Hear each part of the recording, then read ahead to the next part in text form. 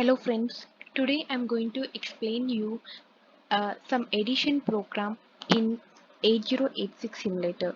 In this tutorial I'm using the simulator called EMU 8086. Now let me explain you this program, the addition program. First of all, while performing addition, we need two operands. So, like while programming na, those two operands must be present in two different registers. Then only we can perform the uh, addition operation. So first, in order to move those some two operands into the registers, we are just using the first instruction and the second instruction.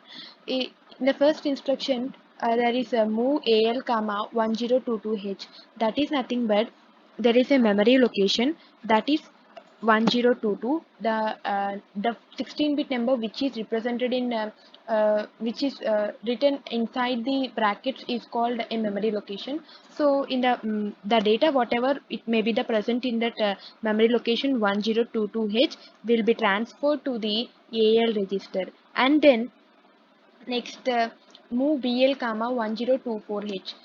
Whatever the data present in 1024 memory location will be moved to the BL register. Now we got the operands in two separate registers called AL and BL, and now we are just initializing CL register to note the carry.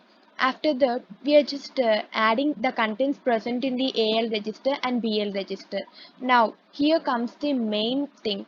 You see here, first whether when we when we perform addition between two numbers, there may be carry produced or may not be produced. So here we need to see whether carry produced or not. So when the controller is executing this instruction, it asks whether the carry is present or not. Here J and C represents jump on no carry, means when carry is 0 only you need to jump to this loop. When carry is equals to some one now, when carry is existing now, you shouldn't jump to this loop. You should go on your way, nothing but you should execute the next instruction and the next like that. Now here, if I suppose for this instance you consider the carry is 0, nothing but C is equals to 0, then you have to go to this loop. What are the instructions present in the loop? If you see here, the loop acts as some label. So here, if you see here, the loop, what are all the instructions present here is move 1026h comma CL. That represents that the the content, whatever it may be, the content present in the CL register should be moved into the 1026 memory location. Nothing but here the CL register represents the carry. Here we jump it when carry is 0. So what is the data present in the CL register? 0. So nothing but it represents the carry that is moving that it will be moved to the memory location 1026h, and after that move 1028h comma AL. Nothing but whatever the data present in the accumulator. Here why we are taking only accumulator? Because the after performing the addition, the destination register is AL, so that we are taking here the AL register. So the content of the AL register will be moved to this memory location. The content of AL register is nothing but the result of the addition. After that we are just halting the program.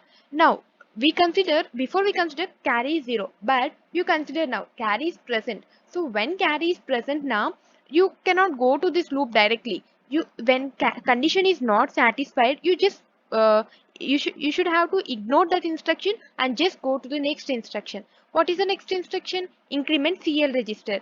So you need to increment what first, before incrementing, what is the content present in CL register? That is nothing but 00. So when you increment, then what you have to do? 00 plus 01, then the content will be 01. The here so it represents the carry na, because carry is present, so that you are incrementing the CL register. So now after incrementing, you just need to store that data in the memory location. You should go to the loop and just store that data in the memory location. After this you just need to halt. See, now let's see the execution of the program. You just emulate it. So after emulating, we'll be able to see this emulator window. which gives our code here, and then we can execute it by single step, or we can run it at a time. So first let's see that how to enter the data in the memory. So just go to the view and then you select the memory, so that you can be able to access the random access memory, RAM. So here you are able to see this RAM, random access memory. You need to give the input data in the memory locations 1022 and 1024. Uh, Here you need to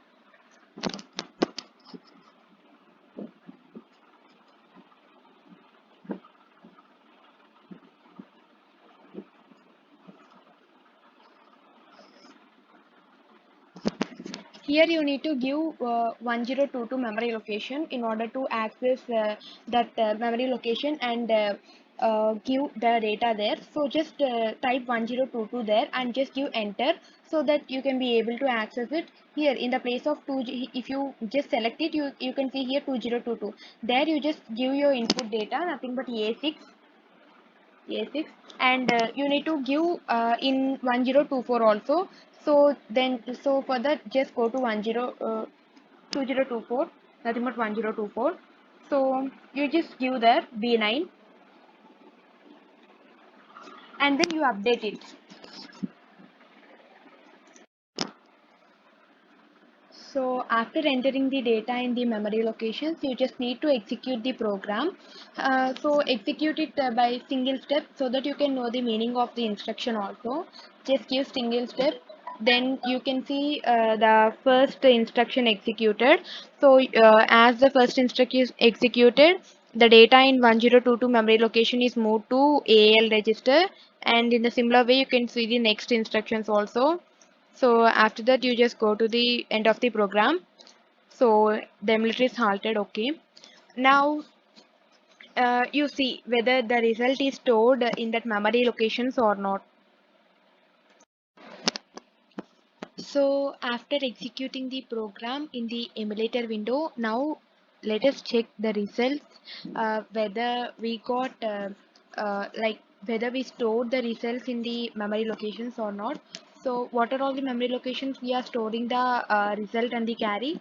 The memory locations are nothing but 1026H and 1028H. So let us go to those memory locations. 1026, enter, so that